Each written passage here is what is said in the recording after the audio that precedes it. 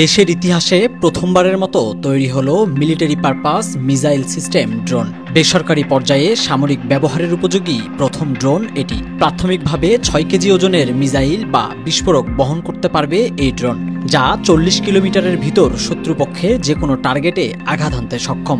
আমরা যে প্রজেক্টটি নিয়ে এসেছি পিছনে দেখতে পাচ্ছেন, এটি হচ্ছে একটি মিসাইল সিস্টেম মিলিটারি ড্রোন। এটি বেসিক্যালি হচ্ছে বাংলাদেশ সেনাবাহিনীর জন্য বা বাংলাদেশের যে আইন শৃঙ্খলা রক্ষাকারী বাহিনী রয়েছে তাদের জন্যই মূলত তৈরি করা। এটি হচ্ছে বেসিক্যালি একটি ভিজুয়াল ড্রোন, যেটা হচ্ছে vertically take off and landing করতে পারে যে কোনো পজিশন থেকে, এবং সার্ভেলেন্সের মাধ্যমে বিভিন্ন ধরনের অপারেশনাল কাজগুলো সে সম্পন্ন করতে পারে উইদিন 40 কিলোমিটার রেঞ্জের ভিতরে। শুনতে অবাক মনে হলেও নিজস্ব ল্যাবে গ্লাস এবং কার্বন ফাইবারে তৈরি করা হয়েছে বিশেষ এই ড্রোন। যুদ্ধক্ষেত্রে ব্যবহার উপযোগী এই ড্রোন বিদেশ থেকে কিনতে গেলে খরচ হতো $মিলিয়ন, তবে তা মাত্র কয়েক লাখেই তৈরি করেছে বাংলাদেশের একদল যুবক। একটা বিষয় যদি বলে রাখি, এই ড্রোনের ফুল বডি হচ্ছে আমাদের ল্যাবে নিজস্ব ডিজাইন, নিজস্ব ফেব্রিকেশনে তৈরি করা। এটি হচ্ছে ফুল গ্লাস ফাইবারের তৈরি করা, কিছু কিছু ক্ষেত্রে হচ্ছে আমরা কার্বন ফাইবার ইউজ করেছি।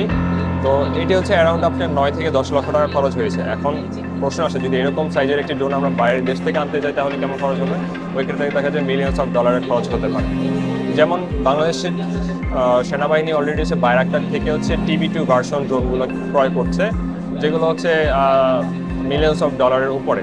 বাংলাদেশের সমরাস্ত্রে এই সামরিক ড্রোন যুক্ত করতে পারলে তা কাজে আসবে দেশের জাতীয় নিরাপত্তায়। বিশেষ করে সীমান্তে নজরদারিতে গুরুত্বপূর্ণ ভূমিকা রাখতে পারবে দেশে তৈরি এই মিসাইল বহনকারী ড্রোন। যে দেশের হচ্ছে সামরিক সক্ষমতা যত বেশি, ওই দেশ ওয়ার্ল্ডের সবচেয়ে বেশি পাওয়ারফুল অবস্থানে থাকে। তো এই ড্রোনগুলো হচ্ছে সার্ভেলেন্সের কাজে মানে অত্যন্ত প্রয়োজনীয় একটা বিষয়, কারণ সার্ভেলেন্সের জন্য দেখা যায় কোনো ধরনের যুদ্ধ বিমান বা হচ্ছে তাৎক্ষণিক ফাইটার জেট পাঠানো খুবই একটা প্রবলেমের বিষয়।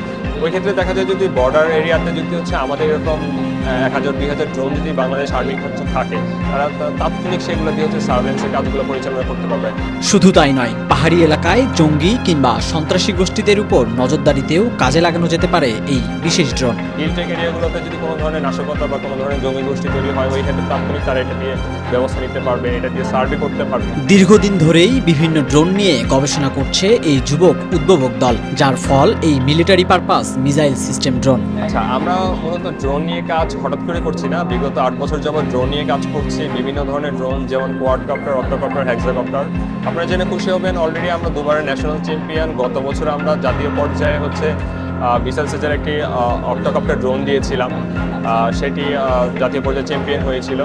তো এবার যেহেতু ওয়ার্ল্ডের পরিস্থিতি একটু ভিন্ন দিকে যাচ্ছে এবং বাংলাদেশেরও সামরিক খাতে আরও উন্নয়ন করা প্রয়োজন, তা আমাদের মনে হলো যে এইটাই হচ্ছে সবচেয়ে বড় একটা সুযোগ বাংলাদেশে কিছু দেখানোর জন্য। পার্শ্ববর্তী দেশ ভারতেও দেশীয় প্রযুক্তিতে তৈরি মিসাইল সিস্টেম ড্রোন রয়েছে। সুযোগ পেলে বাংলাদেশের এই যুবকরাও তৈরি করতে চান এই সামরিক ড্রোন।